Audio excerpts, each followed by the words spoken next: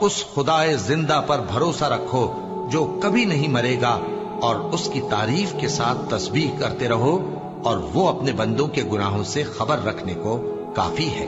وہی جس نے آسمانوں اور زمین کو اور جو کچھ ان دونوں کے درمیان ہے 6 دن میں پیدا کیا، پھر عرش پر جلوہ افروز ہوا۔